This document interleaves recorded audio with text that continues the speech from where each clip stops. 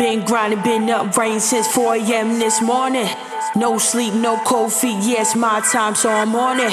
See the progress, I'm finna turn that shit all to a profit. I've been a prophet, I've been a prophet. Welcome to the first ever interview with Chad Sharp.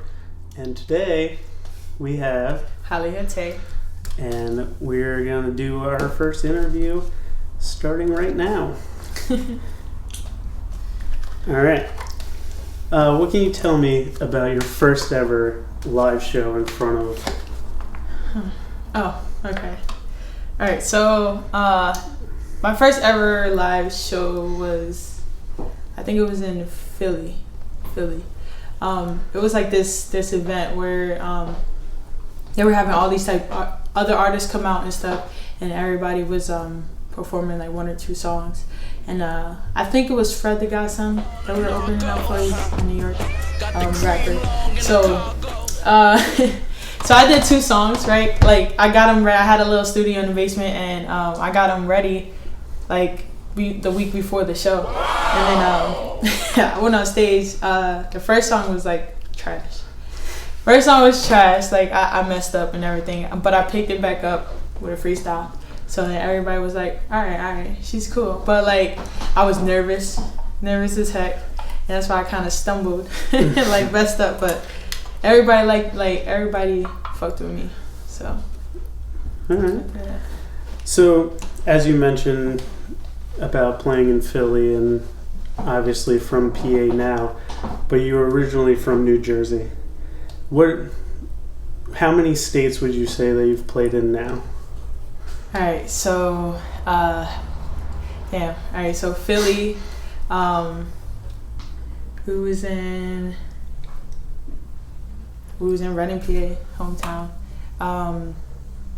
Jersey, I forget what part, near Newark, that's where I'm from, guys. Ohio, Indiana, Muncie, Indiana, New York, of course, mad times in New York, definitely New York, in Allentown, that's all I can think of right now. So, playing shows in New Jersey, Pennsylvania, New York, what can you tell me about the differences of the crowds, of the atmosphere in those? Right. How different are they, and how are they the same? All right, so I feel like the New York crowd is like very rowdy. Yeah. Very rowdy. So you definitely gotta be mentally prepared for that crowd. I think that's just like the culture out there. But I'm more like subtle. Like I like subtle vibes. So I like the crowd though. But over here it's more family vibes because like everybody knows each other. So that's the crowd that we pretty much performing for. So it's like it feels at home. In Indiana, actually, they showed me like mad love, so it was actually dope. It felt like a very like a family vibe. It was like at a festival, so I introduced myself to everybody, let them know that I was from out of town, and like everybody really supported it. Like after they heard the music and everything, I still keep in contact with people. So it's like, but it's like I think music is like universal. Like everywhere kind of like joins together on a vibe. Like when people are together in one room with the same passion, it kind of brings like a nice vibe. That's actually a nice segue into my next question. How is the rap community? Is it obviously it's very competitive, but is everybody seem to be supportive of each other? I know everybody's trying to get collabs with each other, but do you think to help an up-and-coming artist, or do you think it's more of like this might help me out, so I'll get you? I feel like secretly like a lot of people's agendas are what can I get out of this, like, and usually like one of the keys to success are like people that can benefit. Like if people can benefit off of you, if you can offer something that people can benefit from, you're going to be valuable. So I think a lot of it sometimes is like people helping each other, but still keeping in mind where their benefit is in this situation. There are some definitely genuine people out there. Like, there's a lot of times I help people and I definitely expect nothing in return, but you definitely reap what you sow. So eventually, like, everything will come back like tenfold. Like, keep giving and keep helping support. Do you think the same kind of ideas and stuff apply to the social media scene as well? I feel like some people, a lot of people are supportive. Like, rather on social media than sometimes it takes a lot of time to come out and like support a video or an event or whatever. So the least people can do is like like and share or whatever. I think people do show support in that aspect, like if they can. All right. Well, speaking of events, you're kind of the person behind Freestyle Fridays. It's kind of your little baby. What can you tell everybody about Freestyle Fridays and how it started? What you were trying to do with it? All right. So I think like naturally when we're into something, we kind of want to get other people involved, and like it kind of motivates us. So it was more of a like I wanted to get other people involved in what I'm involved in, and like it was a motivation for me. So I was talking to Brad. He owns the shop Custom Mint AFS clothing store down on 20 South 4th Street. So I just asked him, hey, like I was doing freestyles every week and starting to get more traction and everything. So I'm like, I just want to have an event where I get like the top, like a lot of the top Reading rappers, or not even top, just like the Reading rappers, like dope Reading rappers, in one room, and this like everybody's for the freestyle, like 3 different beats, had the DJ there. So I spinned off the idea to him. He was like, yeah, let's do it. So we did one, and that one went very well, very well. Like a lot of artists came out, and then a couple months went by, and he's like, let's hold a meeting or whatever. Talk to him. He's like, let's do it every month. I'm like, every month? Like, damn, that's a commitment. I was like, damn, that's a commitment. But I was like, you know what, I'm gonna do it. So we started doing it every month. Start growing, and we have local producers, local artists. We have artists come from out of state.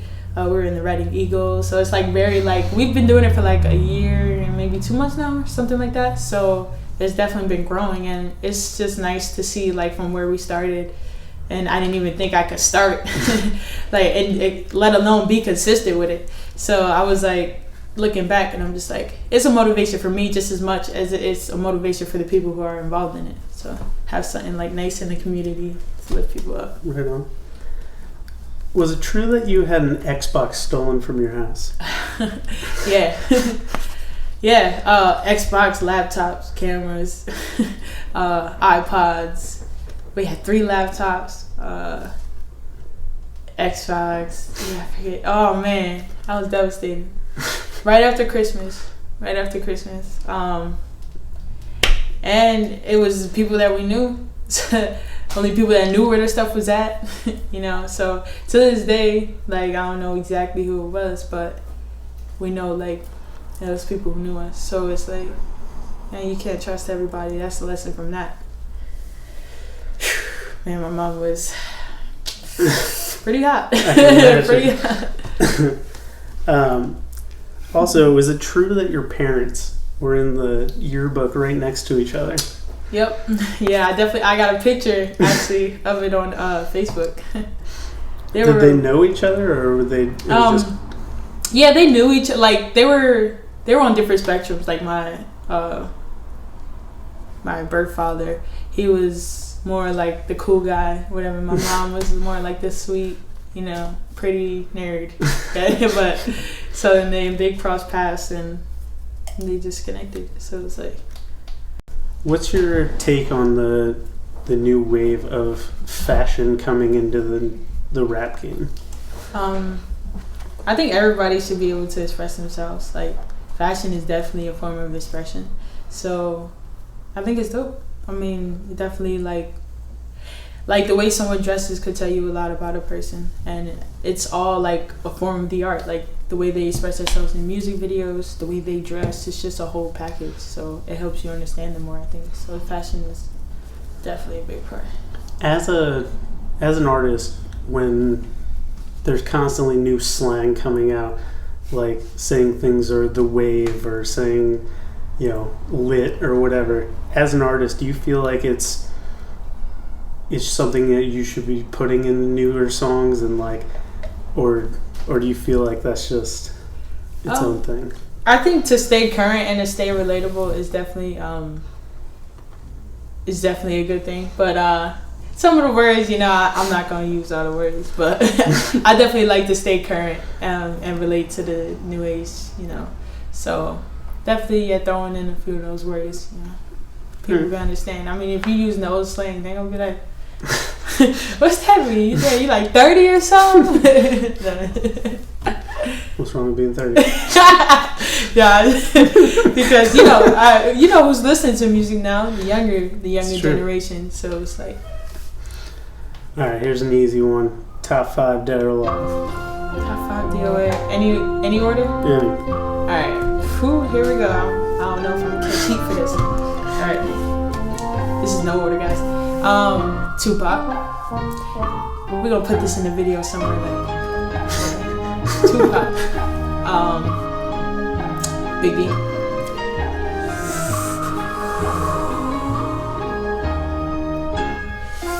Fab.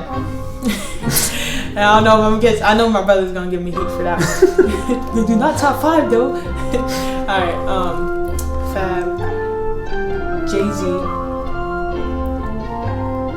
Damn, I got one.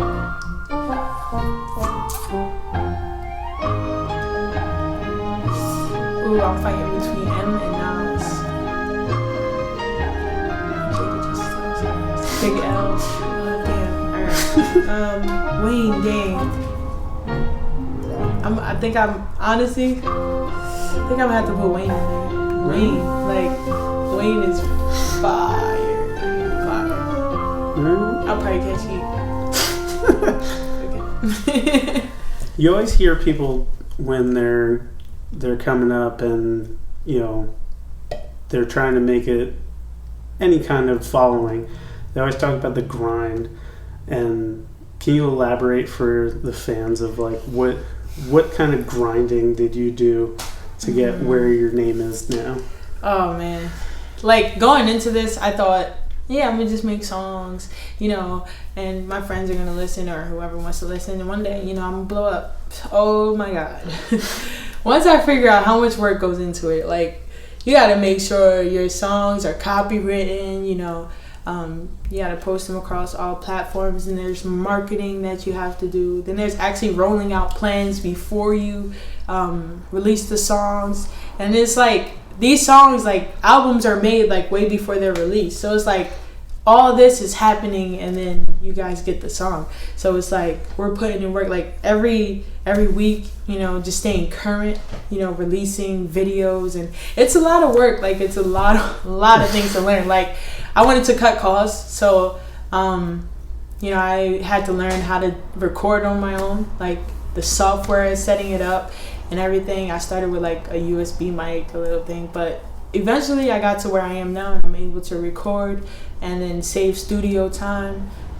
Start getting into music videos, so we're doing that. It's just building your whole name. It's just such a process. Then I got into making websites and doing merch, and sometimes my head be going crazy. I'm damn, there's so much I gotta get done. But I mean, I was just saying earlier, there's a time to reap and there's a time to sow. So you definitely benefit from what you put in. So it's a lot of work, but I think that when you have a passion for something, you have to have a purpose greater than I just want to get paid. So you're passionate about it. So it's I'm not gonna stop. I'm gonna keep doing it. So that's what I hold on to, even though it's a lot of work, but it's easy because I love doing it. So. And how many of your fans now do you think still recognize you as Truey Tay? It wasn't Chewy Tay. It was actually, I'm gonna tell you my other name. It was Taylor Imac. Taylor Imac. He's been asking me. He's been asking me what's my original rap name forever. All right. So I guess the next question maybe, what's the story behind that name? So the story behind that name is, Mac. Like, I was a Mac back in the day. Okay, I was a flirt. So I was like, yeah, Taylor, I'm Mac. Like, yeah, it's so cool. Like, I'm just so cool. And then it was whack though. Eventually I came out with Hollyhood Tay. And that name, I felt it had more meaning because I view it as like Hollyhood. Like, Hollywood is like the city of dreams. Like, you know. And so when you put it next to Hollyhood, like hood, Hollyhood, it's like you're still, like me growing up, you know, I could see the greater purpose. Like, I'm growing up in the hood or whatever, like I'm still here, but I have a dream to elevate, like, and eventually get to that Hollywood lifestyle. So it's like a mixture of both, like everybody seeing me come up, and eventually, like when I do get to Hollywood, like still, I'm not gonna forget where I came from. Like, it's Hollyhood Tay. So I think that's the brand behind it. Like, still be true to you, but have dreams of like seeing greater and being greater. So that's the.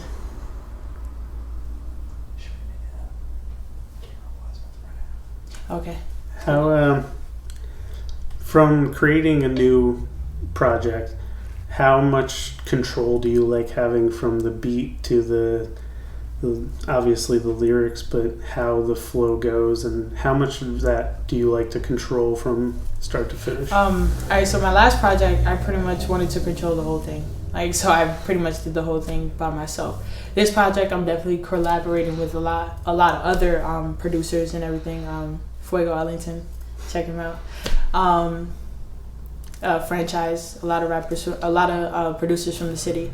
So, but I like to be involved in the whole thing. Like, I only work with beats that like I feel touches my soul. So, and then I write everything and, you know, creative direct. So. All right, and last up I have for you. You know, obviously the dream is to make it big. It's everybody's. That's anybody that's in music. That's the goal. What, you know, say you get signed, big album comes out, debut. You're going out with everybody you know. What's the celebratory drink that you're going with?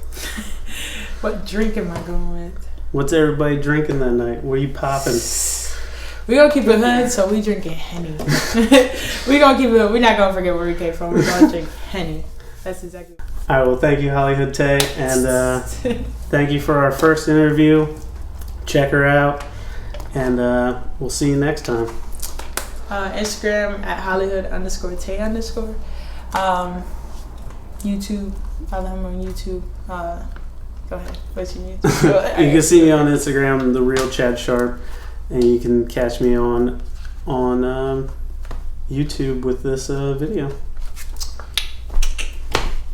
You carry no more importance than family. I know that y'all know I love you, and I don't use that word scarcely. I had to do this for y'all. Swear this shit gon' get better. My mama said when she gone, make sure that y'all stick together, you heard? And I told her I'm going hard for this. I thank God for this. Yeah, I swear, when I get it, you can have all of this. I don't give a fuck about money, for the fame, for designer. I just wanna see you smile like now.